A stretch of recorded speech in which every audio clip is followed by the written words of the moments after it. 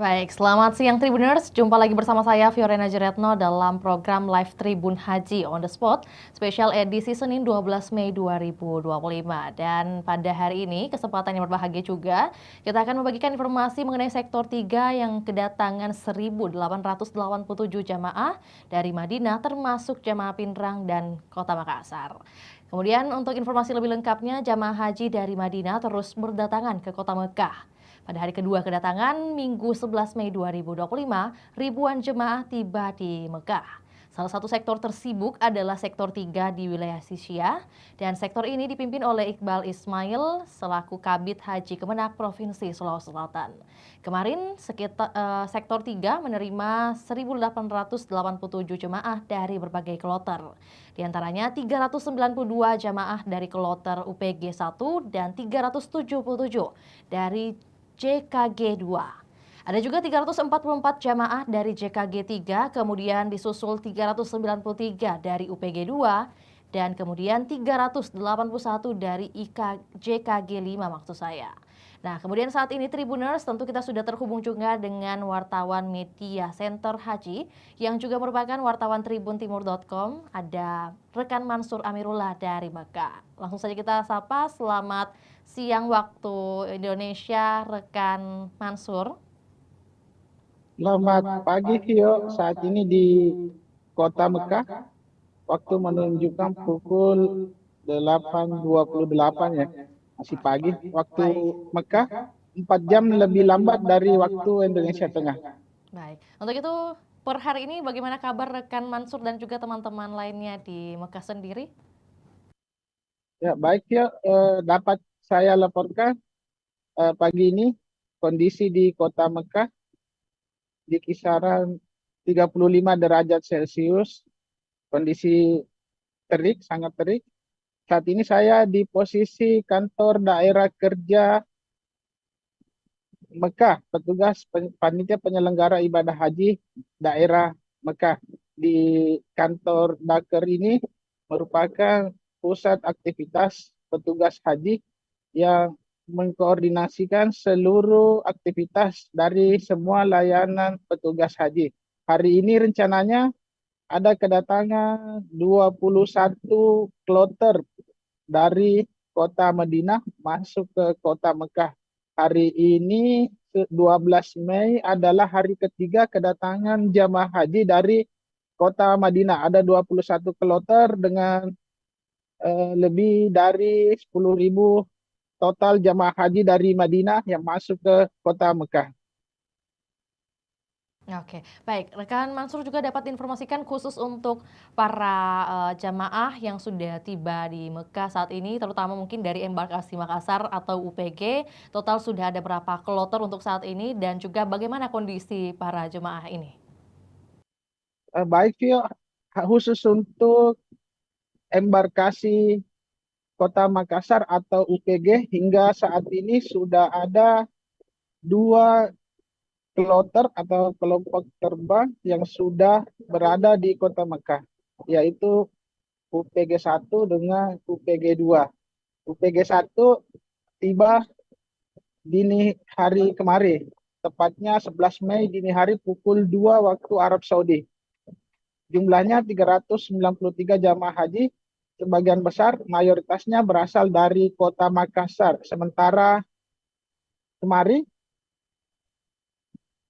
11 Mei siang hari kira-kira pukul 14 waktu Arab Saudi, kedatangan jamaah haji kloter 2 embarkasi Makassar sebanyak 386 berasal dari Kabupaten Pindrang, Sulawesi Selatan.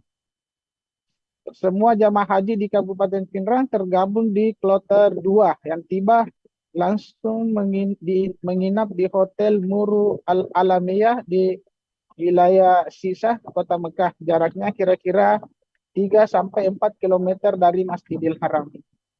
Para jamaah haji ini, jamaah haji dari Kabupaten Pindrang bergabung dengan sebagian kecil jamaah haji Kota Makassar. Jadi totalnya hampir 800 jamaah haji embarkasi Makassar dari Kota Makassar dengan Kabupaten Pindrang dari total 18 ribuan jamaah haji di embarkasi Makassar sudah berada di Tanah Suci Mekah. Rencananya hari ini sesuai dengan informasi yang kami dapat dari Sektor 3 Dakar Mekah, kembali akan kedatangan dua jamaah haji kloter 3 dan 4 embarkasi Makassar. Kloter 3 dan 4 ini berasal dari jamaah Kota Makassar. Mereka akan langsung diinapkan di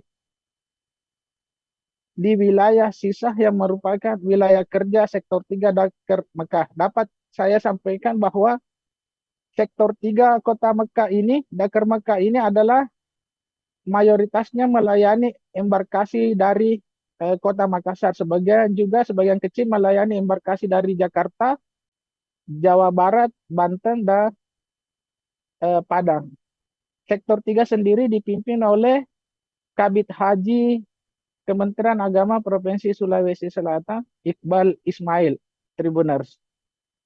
Iya, baik Sampai rekan. tadi pagi, ya, sampai tadi pagi Iqbal Ismail masih terpantau memimpin persiapan penyambutan jamaah haji kloter 3 dan 4 yang rencananya dari Madinah tiba di Kota Mekah kira-kira pukul 12 waktu Arab Saudi.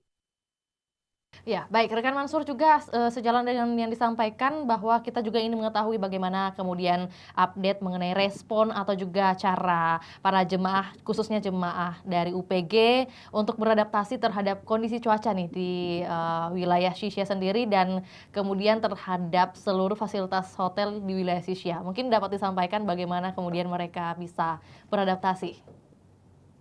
Ya, pelayanan jamaah haji di Kota Madinah dengan Kota Mekah hampir tidak jauh berbeda, ya, kecuali di sistem pemondokan atau penginapan di hotel. Di Madinah itu jamaah haji dikelompokkan di hotel berdasarkan kelompok terbang atau kloternya. Sehingga tiap kloter itu menginap di hotel yang sama. Tetapi di Kota Mekah ada sedikit perubahan di mana di Kota Mekah ini pengelompokan jamaah berdasarkan syarikah. Syarikah yang mengelola akomodasi jamaah selama berada di Kota Mekah.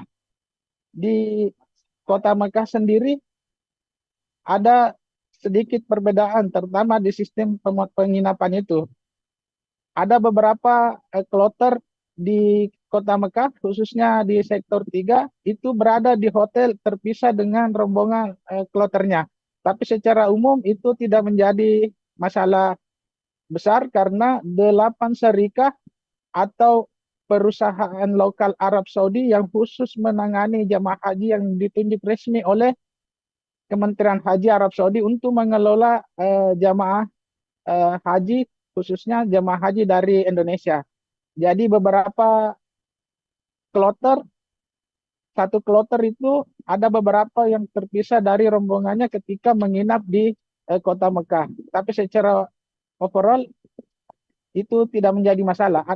Panitia penyelenggara ibadah haji Arab Saudi sudah menunjuk panitia khusus untuk membantu melayani jamaah, terutama mereka yang terpisah dari kloternya untuk mengkomunikasikan sehingga mereka tidak perlu khawatir berlebihan. Khusus untuk jamaah yang terpisah dari keluarga dekatnya, misalnya ada suami yang terpisah dari istrinya di Mekah, itu syarikah, kebijakan syarikah untuk memberi pengelompokan baru atau regrouping sehingga pada akhirnya suami dan istri ini bisa kembali bersama di hotel. Begitu pula jamaah lansia yang terpisah dari pendampingnya di Mekah dengan kebijakan syarikah, komitmen syarikah untuk atas nama kemanusiaan untuk menyatukan jamaah yang terpisah dari pendampingnya ini, tentu saja atas respon dari upaya preventif dari petugas haji di Indonesia untuk menyatukan jamaah yang terpisah ini. Ada kebijakan khusus untuk jamaah yang terpisah dari keluarga terdekatnya. Demikian, Vio. Oke, baik. Iya, selain mungkin tadi ada kebijakan regrouping seperti yang disampaikan rekan Mansur, tapi apakah ada mungkin syarikah tersendiri yang khusus melayani mayoritas kloter UPG? Jika iya, mungkin bagaimana performanya hingga saat ini? Sebenarnya penunjukan syarikah untuk melayani jamaah haji Indonesia, terutama khususnya di sektor 3 itu murni kebijakan pemerintah Arab Saudi sehingga hampir standar pelayanan antara satu syarikat dengan syarikat lainnya hampir tidak ada perbedaan mendasar. Sudah ada standar operasional pelayanan yang sudah ditetapkan. Sehingga syarikat A, syarikat B, syarikat C itu tidak tidak ada perbedaan signifikan dalam memberi pelayanan dasar kepada jamaah haji Indonesia.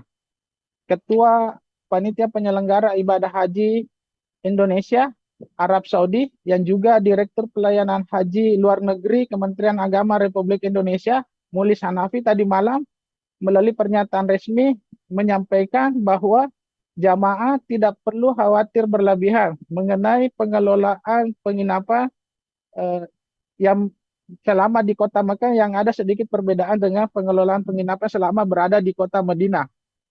Karena ada beberapa tantangan karena ini adalah pertama kalinya jemaah haji Indonesia ditangani oleh lebih dari satu lebih dari satu perusahaan di Arab Saudi. Sebelum-sebelumnya jemaah haji Indonesia hanya dilayani oleh satu muassasah yang basisnya adalah geografis. Jemaah haji Indonesia tahun-tahun sebelumnya dilayani oleh muassasah yang khusus ditunjuk oleh pemerintah Arab Saudi untuk menangani jemaah haji Asia Tenggara. Nah, khusus untuk tahun ini, pemerintah Arab Saudi dengan kebijakan pelayanan jamaah berdasarkan perusahaan atau syarikat secara profesional ini. Indonesia kemudian melakukan open bidding, merekrut syarikat yang akan melayani jamaah haji. Awalnya ada 16 syarikat yang mendaftar ikut lelang untuk pelayanan jamaah haji Indonesia.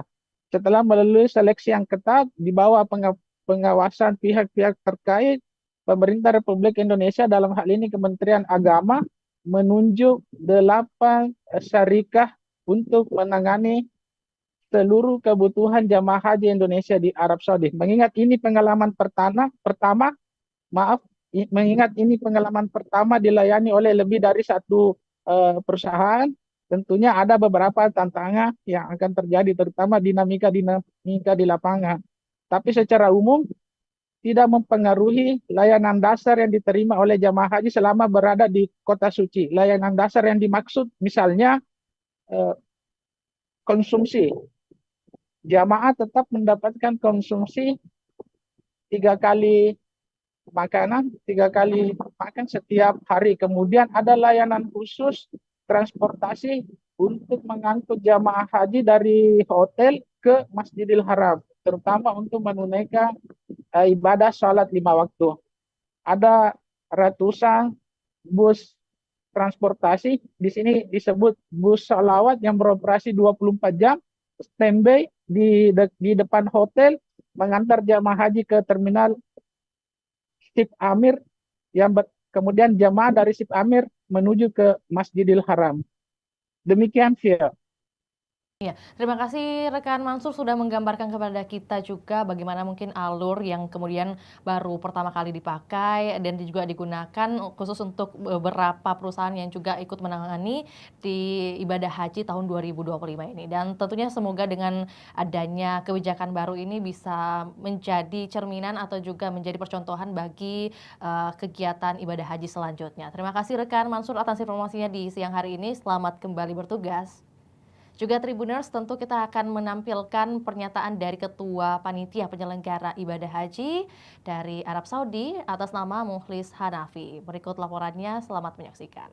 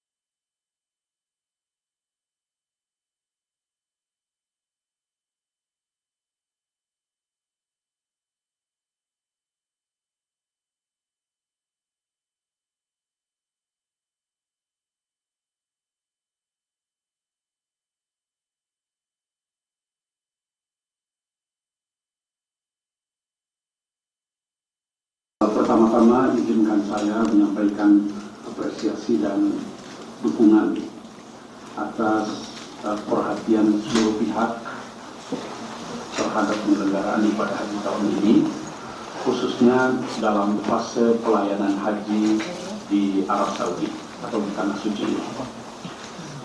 Bersama ini saya akan menyampaikan penjelasan terkait dinamika yang ada di Arab Saudi karena adanya fenomena kloter campuran, ya, satu kloter dengan penyedia layanan lebih dari satu syarikat. Saya juga ingin menjelaskan nanti terkait dengan kebijakan penataan layanan berbasis syarikat yang ada di Mekah ini.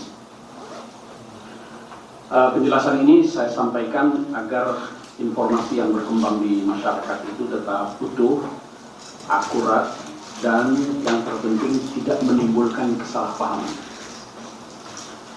Yang pertama terkait dengan kloter campuran ini. Satu kloter terdiri dari jamaah berbagai syarikat. Sebagaimana kita ketahui tahun ini kita penyediaan layanan haji bagi jamaah kita di Arab Saudi dilakukan oleh 8 syarikat penyedia layanan. Idealnya satu kloter itu ditangani oleh satu syarikat penyedia layanan. One kloter, one syarikat. Itu idealnya begitu. Namun karena sejumlah dinamika teknis yang menjelang keberangkatan seperti keterlambatan visa, perubahan manifest keberangkatan, serta sinkronisasi data penerbangan, ada beberapa kloter dengan jemaah yang berasal lebih dari satu syarikat. Ini tidak bisa dihindari. Untuk jamaah gelombang pertama yang tiba di Madinah sejak tanggal 2 Mei, itu penempatan hotel itu dilakukan berdasarkan susunan kloter yang berisi campuran jamaah dari beberapa syarikat. Jadi sesuai dengan kedatangan mereka dari Indonesia, itu di Madinah. Jadi pendekatannya kalau di Madinah itu bukan pengelompokan berdasarkan syarikat, masih berbasis kloter. Ini dilakukan untuk menjaga kenyamanan jamaah, meskipun ini menjadi tantangan tersendiri buat syarikat dalam memberikan layanan. Ya, alhamdulillah sampai 11 hari operasional kedatangan jamaah di Madinah, tantangan ini dapat termitigasi, ya, secara perlahan terurai masalahnya. Yang terpenting jamaah itu tetap menerima layanan dasar. Layanan dasarnya itu ya transportasi dari bandara ke hotel, kemudian akomodasinya, hotelnya sesuai yang kita kontrak, lalu kemudian konsumsi hariannya, kemudian bimbingan ibadahnya termasuk mereka ke raudhah, distribusi nusuk, itu juga terlayani. Ya, walaupun ada beberapa hal terkait dengan distribusi nusuk yang masih menjadi kendala, ya. Dan mulai kemarin jamaah kita itu sudah mulai masuk ke Mekah, ya, secara bertahap diberangkatkan dari Madinah, dan kami selalu mendorong syarikat itu supaya kartu nusuk ini diselesaikan saat jamaah masih berada di Madinah. Memang di awal-awal itu ada kendala syarikat itu dalam menjumpai jamaahnya, karena jamaah itu tiba di Madinah itu langsung sibuk beribadah arba'in. Jadi ketika syarikatnya datang untuk menyerahkan, orangnya nggak ada yang tidak datang sedang istirahat dan lain sebagainya. Tapi kami tekankan kepada syarikat, paling tidak sebelum berangkat ke Madinah, ke Mekah, itu sudah diserahkan nusuk itu, karena nusuk itu begitu sangat penting, ya. Dia laksana seperti paspor perhajian lah. Kalau paspor hijau itu untuk masuk ke Arab Saudi, kalau nusuk ini adalah semacam paspor perhajian. Dia keberangkatan, kemudian mau masuk ke Masjidil Haram, itu menjadi sangat penting. Bahkan yang terpenting nanti saat fase Ar-Muznah. Itu yang pertama ya.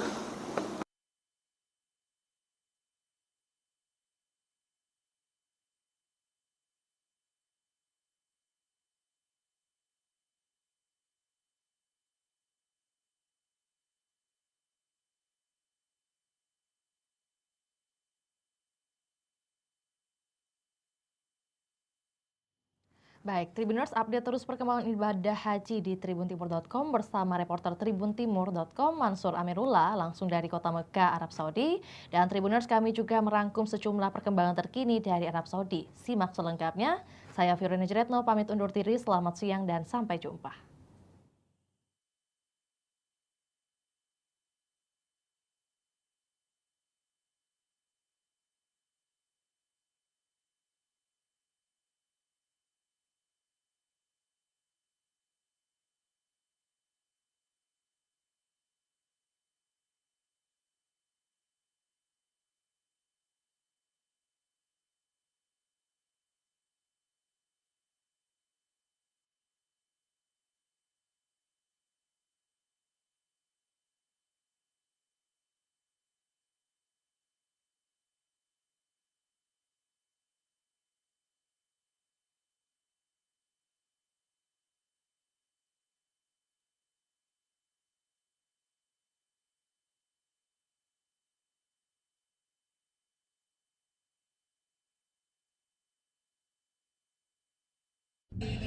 Tribuners, hingga Sabtu 10 Mei pukul 21:45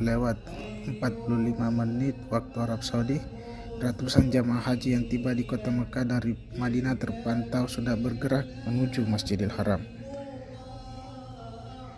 Umrah wajib ini rangkaian dari tahapan haji, di mana jamaah haji Indonesia mengambil haji tamattu, yakni mendahulukan umrah kemudian ibadah haji dengan konsekuensi membayar dam atau denda menyembelih 1 ekor kambing. Setelah tahapan umrah selesai, jamaah kemudian melepas pakaian ihram sambil menunggu puncak ibadah haji di Arafah, Musdalifah dan Mina. Tenaga ahli Kementerian Agama Republik Indonesia, Bunyamin Yafid, mengapresiasi kesigapan para petugas haji Arab Saudi yang bekerja tak kenal lelah. Tercatat 2 kloter dengan total 772 jamaah kini baru saja menunaikan ibadah umrah di Masjidil Haram. Dengan penyambutan hari ini kepada seluruh jemaah dari Madinah ke Mekah. Bismillah, Assalamualaikum warahmatullahi wabarakatuh. Alhamdulillah, dengan nikmat Allah saya sekarang berada di Mekah. Ada Pak Kabit Linjam, ada Ketua Maktab 65 dari Dwi Fulbet, ada Kepala Dakar Mekah, dan ada Kepala Sektor 5. Saya pertama-tama mengucapkan terima kasih kepada teman-teman semua, bersinergis antar syarika maktab dengan teman-teman Dakar, teman-teman petugas sektor, luar biasa, bahu-membahu menyambut dan melayani jemaah. Saya ucapkan terima kasih, luar biasa kerja teman-teman semua. Semoga teman-teman semua, usaha-usaha teman-teman semua melayani jemaah menjadi ibadah di sisi Allah. Dan kita melihat penyambutan jemaah kloter 1 Lombok ini meriah. Pembagian bunga dari maktab, penyambutan teman-teman Dakar, ada dari kedutaan, konsul, menyambut para tamu-tamu Allah. Ini berarti bahwa jemaah nyaman di sini sesuai dengan misi kita. Jemaah akan lebih aman dan nyaman, dan insya Allah mereka akan beribadah di sini tenang. Ada teman-teman petugas tentunya 24 jam standby sehingga kita tidak bisa resah karena teman-teman sudah pengalaman melayani jemaah tentunya. Dan terima kasih banyak sekali lagi teman-teman media juga dan seluruh rakyat Indonesia, mohon doanya jemaah kita di sini tenang, aman, dan teman-teman petugas luar biasa bekerja sangat maksimal. Baik keadaan kenyamanan, keamanan jemaah terjaga, sinergitas petugas Arab atau syarikah maktab dengan petugas sektor Dakar sangat terjalin, komunikasi dengan baik. Saya rasa seperti itu teman-teman. Terima kasih banyak. Alhamdulillah, jamaah kloter 1 asal Makassar tiba di Mekah. Mereka tiba di Hotel Ar-Rasyid Al-Sahsah, Sisa, Kota Mekah, Minggu 11 Mei dini hari. Kedatangan mereka disambut langsung oleh Kepala Sektor 3 Mekah, Iqbal Ismail. Rombongan jamaah ini berjumlah 393 orang dari total 450 orang. Mereka tiba dengan 8 bus setelah perjalanan darat 6 jam dari Madinah. Jamaah terdiri dari 160 laki-laki dan 290 perempuan. Ketua Sektor 3 Dakar Mekah, Iqbal Ismail, menyambut mereka dengan doa dan talbiyah. Berikut daftar ketua rombongan kloter 1 embarkasi Makassar yang tiba di Mekah. Ketua kloter Fatmawati. Ketua rombongan 1 Alimudi membawahi 41 jamaah.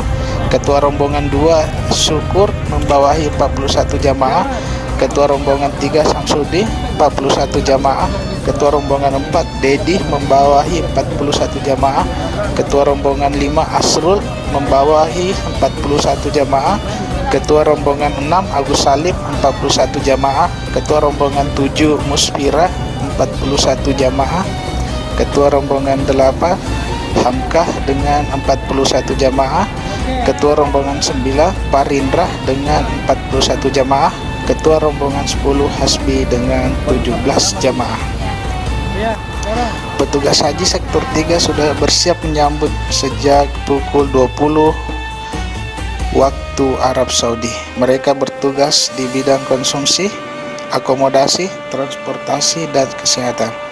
Petugas memastikan barang-barang jamaah langsung dikirim ke kamar hotel. Sebagian jamaah kloter 1 UPG embarkasi Makassar akan berangkat ke Mekah siang ini.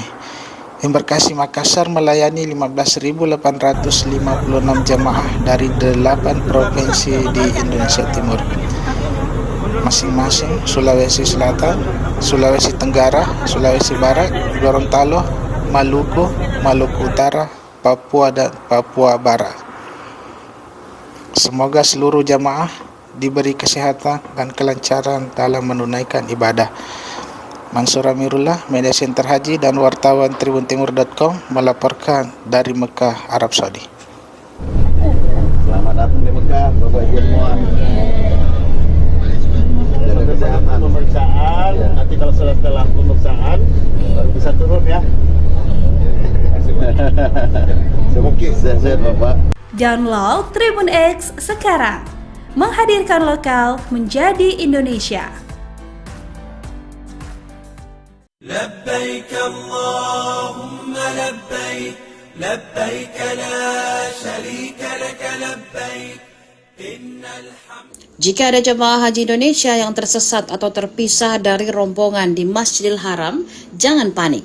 Kabid Perlindungan Jamaah PPIH Arab Saudi Kolonel Harun Al-Rashid di Mekah 10 Mei 2025 mengimbau agar jamaah tetap tenang dan mencari petugas terdekat. Kolonel Harun menjelaskan petugas haji Indonesia selalu siaga di beberapa titik strategis di sekitar Masjidil Haram.